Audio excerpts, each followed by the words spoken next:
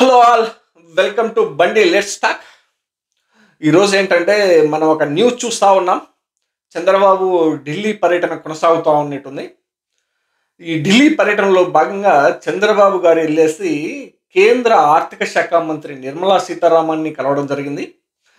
ఏ ఏ purpose కోసం కలిశాడంటే కన్నా చంద్రబాబు గారు ఆ, ఆంధ్రప్రదేశ్లో ఈ మధ్య కాలంలో 2-3 నెలల కిందట సెప్టెంబర్ అక్టోబర్ ఆ ప్రాంతంలో ఆంధ్రప్రదేశ్కి వరదలు వచ్చినాయి. ఈ వరదలు రావడం వల్ల విజయవాడ ప్రాంతము, గుంటూరు ప్రాంతం వచ్చేసి చాలా నీట మునిగిపోయింది. నీట మునిగిపోవడం వల్ల అక్కడ వచ్చినటువంటి నష్టాన్ని మేము పూడ్చుకోలేకున్నాము. మీరు మాకు సహాయం చేయాలని చెప్పేసి ఈయన సెంట్రల్ గవర్నమెంట్ దగ్గరికి వెళ్ళాడు.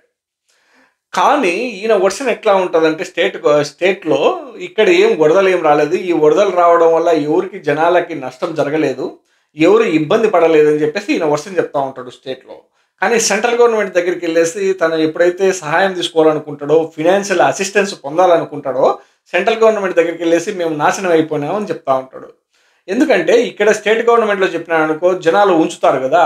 నువ్వు అధికారంలోకి వచ్చినప్పటి నుంచి దాదాపు ఇప్పటికి 5, 6 నెలలు కావస్తోంది. ఇప్పటివరకు జనాలకి ఏమి చేసింది లేదు. చేసింది లేదన్నది పక్కన పెడితే నువ్వు వచ్చినప్పటి నుంచి ఈ వరదలు రావడం వల్ల మీరు కట్టాలనుకున్నటువంటి అమరావతి క్యాపిటల్ సిటీ ఏదైతే ఉందో ఇది వరదలు వచ్చే ప్రాంతంలోనే కడతా ఉన్నారు మీరు. మీకు కాసింత కూడా ఏమాత్రం కూడా నాలెడ్జ్ లేదు. ఎందుకు మీరు ఇక్కడ కడుతున్నారని చెప్పేసి జనాలు క్వశ్చన్ చేయడం అయితే జరుగుతూ ఉంటుంది కదా! కాబట్టి ఇక్కడ మాత్రం జనాలకి వరదలు ఏమీ రాలేదు. ఎవరు మనుషులు ఇబ్బంది పడలేదు. ఎవరికి ఎలాంటి ప్రాబ్లం లేదని చెప్పేసి ఈయన చెప్తా ఉంటాడు.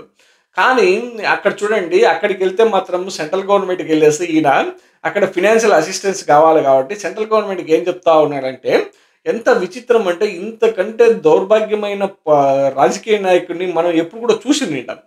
తన స్వార్థం చూడండి ఏ రేంజ్‌లో ఉంటదంటే, ఇక్కడ జనాలకిచ్చేటప్పుడు మాత్రం ఏమీ ఉండదు.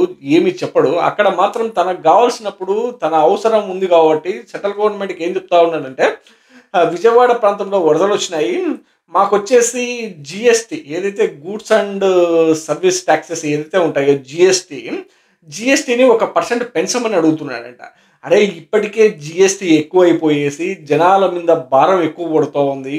ఇండైరెక్ట్‌గా జనాలకు తెలియడం లేదు. జనాలు ఆల్రెడీ దారుణమైన పరిస్థితుల మధ్య జీవనం సాగిస్తా ఉంటే ఉప్పు, పప్పు, బెల్లం అన్ని దాంట్ల మీద ప్రతి ఒక్క దాని మీద జీఎస్టీ ఉంది.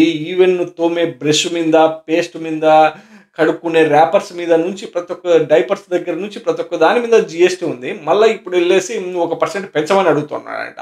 అరే భాయ్! ఇప్పటికే ఆంధ్రప్రదేశ్‌లో జనాలు చాలా దారుణమైన పరిస్థితి మధ్య బతుకుతూ ఉంటే, మళ్ళీ విజయవాడ, గుంటూరు ఆ ప్రాంతంలో మొన్న వరదలొచ్చి దాదాపు 4,00,000 మంది జనాలు అఫెక్ట్ అయ్యేసి 4,00,000 మంది డిస్‌ప్లేస్‌మెంట్ అయితే, కనీసం ఏమాత్రం కూడా పట్టించుకోకుండా వాళ్ళని, ఈ 4,00,000 మందికి ఏమాత్రం కూడా సహాయం చేయకోకుండా, దాదాపు యాడో ఆఫ్రికాలో పరిస్థితులు ఎలాగుంటాయో అలాంటి పరిస్థితులు క్రియేట్ చేసి, అడ్మినిస్ట్రేషన్‌లో ఫెయిల్ అయిపోయేసి కంప్లీట్‌గా ఏమాత్రం కూడా గవర్నమెంట్‌ని అలర్ట్ చేయకోకుండా, గవర్నమెంట్ ద్వారా ప్రజానీకాన్ని అలర్ట్ చేయకోకుండా గాలికి వదిలేసి, ఇప్పుడు మళ్ళీ ఈ జీఎస్టీ 1% పెంచితే అక్కడి నుంచి వచ్చే డబ్బుల ద్వారా నేను జనాలకి సహాయం చేస్తా అని చెప్పేసి చెప్తా ఉన్నాడంట ఈయన.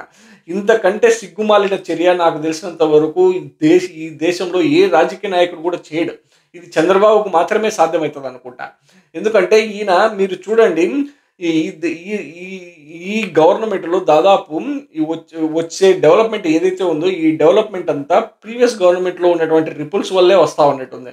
ప్రీవియస్ గవర్నమెంట్‌లో మీరు చూడండి వైఎస్ జగన్మోహన్ రెడ్డి గారు దాదాపు 17 మెడికల్ కాలేజీలు, 4 పోర్ట్‌లు, 4 ఎయిర్‌పోర్ట్‌లు తను ఎస్టాబ్లిష్ చేసినటువంటి ఇన్‌ఫ్రాస్ట్రక్చరు, ఎడ్యుకేషన్ సెక్టార్‌లో ఇన్‌ఫ్రాస్ట్రక్చర్ అయితేనేమి, కొన్ని కంపెనీస్ అయితేనేమి, తను చేసుకున్నటువంటి ఎంఓయూస్ అయితేనేమి, దీనివల్ల వచ్చే డెవలప్‌మెంటు ఇది ఎవల్యూషన్ అవుతా ఉంది తప్పితే గన ఈయన మాత్రం ఏం మాత్రం కూడా చేసేటువంటి పరిస్థితి లేదు. మీరు చూడండి కావాలంటే ఈయన ఇప్పుడు 1% జీఎస్టీ పెంచమని అడుగుతా ఉన్నాడంట.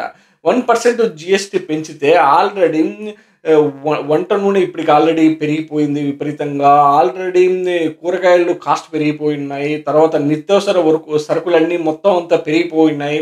తర్వాత ఇంకా ఏదైనా ఎలక్ట్రానిక్ గూడ్స్ పర్చేజ్ చేయాలన్నా గానీ మొత్తం అంతా ఆల్రెడీ ఇన్‌ఫ్లేషన్ ఎక్కువుంది. ఇదంతా పెరిగిపోతూ ఉంటే ఇంకా మళ్ళీ ఇప్పుడెళ్ళేసి మళ్ళీ దాని మీద జీఎస్టీ సర్చార్జెస్ మళ్ళా ఇంకో % పెంచమని అడుగుతా ఉన్నాడట చంద్రబాబు.